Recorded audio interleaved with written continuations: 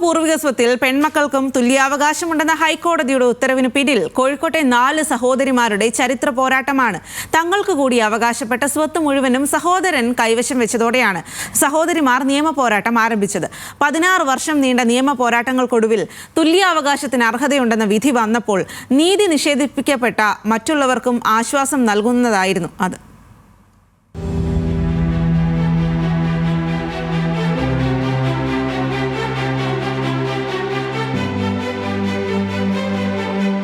കോഴിക്കോട് കക്കോടി സ്വദേശികളായ 4 സഹോദരിമാർ രജനി, രമണി, രതിബ, രാജേശ്വരി എന്നിവർ സഹോദരൻ പ്രബീഷിനെതിരെ നടത്തിയ നിയമപോരാട്ടമാണ് പൂർവിക സ്വത്തിൽ തുല്യാവകാശമെന്ന ചരിത്രവിധിക്ക് കാരണമായത്. ഇവരുടെ പിതാവ് ചന്തു തന്റെ പേരിലുള്ള 2 ഏക്കർ സ്ഥലത്തിൽ ഒരു ഓഹരി പോലും പെൺമക്കൾക്ക് നൽകാതെ മകൻ പ്രബീഷിന് ഒസ്യത്ത് നൽകിയതോടെയാണ് നിയമപോരാട്ടത്തിന് തുടക്കമായത്. പിതാവിന്റെ സ്വത്തിൽ അവകാശം തേടി സഹോദരിമാർ ആദ്യം സിവിൽ കോടതിയെ സമീപിച്ചെങ്കിലും വിധി അനുകൂലമായിരുന്നില്ല. തുടർന്ന് 2009 ഹൈക്കോടതിയിൽ അപ്പീൽ നൽകി. ഇതിനിടെ രാജേശ്വരി മരിച്ചു. എന്നാൽ മറ്റ് 3 സഹോദരിമാരും പോരാട്ടം തുടർന്നു. ഒടുവിൽ തുല്യാവകാശം അനുവദിച്ച് ഹൈക്കോടതി വിധി വന്നു. നമ്മളിപ്പോൾ ഫൈറ്റ് ചെയ്ത് സഹോദരനോടും അച്ഛനോടും അമ്മേനോടും അല്ലേ.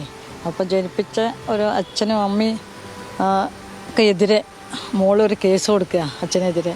അതത്രയാലും എല്ലാ മക്കൾക്കും സങ്കടമുള്ള അവസ്ഥയാണ്. പക്ഷെ അങ്ങനെ ഒരു അവസ്ഥ എനിക്കുണ്ടായി. അതിലെനിക്ക് സങ്കടമുണ്ട്.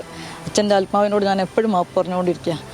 എപ്പം നാമം ജപിക്കുകയാണെങ്കിലും ആത്മാവിന് എന്താ പറയുക, ആത്മാവിനോട് ഞാൻ മാപ്പ് പറയും. അച്ഛൻ ഞാൻ ഇങ്ങനെ ഒരു തെറ്റ് ചെയ്ത് തെറ്റാണോ ശരിയാണോ എന്ന് എനിക്കറിയില്ല. പക്ഷെ നിയമത്തിൻ്റെ പാതയല്ല സഞ്ചരിച്ചത്. തെറ്റാണെങ്കിൽ ശരിയാണ്, ദൈവം പൊറുക്കട്ടെ എന്നേ ഞാൻ പറഞ്ഞിട്ടുള്ളൂ. അത്രയാണ്, അങ്ങനെയാണ് പറയുന്നത്. പക്ഷെ അതിപ്പോഴും ഉണ്ട്. ആ മനസ്സിൽ ആ ഒരു വേദന ഇല്ല ഉണ്ട്.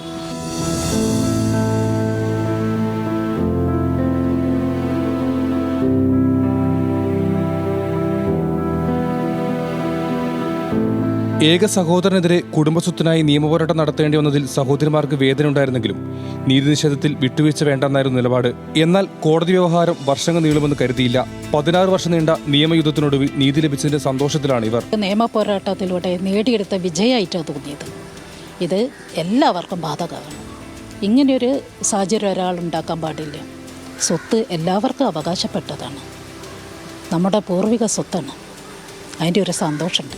എല്ലാ അമ്മമാരെ മക്കളല്ലേ, അച്ഛന്മാരും മക്കളല്ലേ. അപ്പോൾ സ്ത്രീകൾ വേറെയും പുരുഷന്മാർ വേറെ, അങ്ങനെ ആവശ്യമില്ലല്ലോ. നമ്മൾ അച്ഛനെയും അമ്മേനെയൊക്കെ സ്നേഹിക്കുന്നീ നോക്കുന്ന ആൾക്കാരല്ലേ. ഇങ്ങനെ മാറ്റം നിർത്തേണ്ട സാഹചര്യം ഇല്ലല്ലോ. എന്തിനാ അതിൻ്റെ ഒരു ആവശ്യം? നമ്മളോട് പറയാതെയും ചെയ്യാതെയും അങ്ങനെ പ്രവർത്തിക്കേണ്ട കാര്യമില്ല.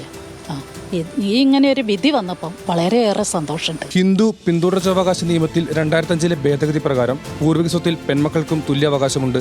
എന്നാൽ ഒസ്യത്തിന്റെ പേരിലാണ് ഇവർക്ക് ഭൂമിയിൽ അവകാശം നിഷേധിക്കപ്പെട്ടത്. അതുകൊണ്ട് തന്നെ ഇത് ചരിത്രവിധിയാണ്. പൂർവിക സ്വത്തിൽ തുല്യാവകാശം നേടിയെടുത്ത സഹോദരിമാർ നാടിനും അഭിമാനം.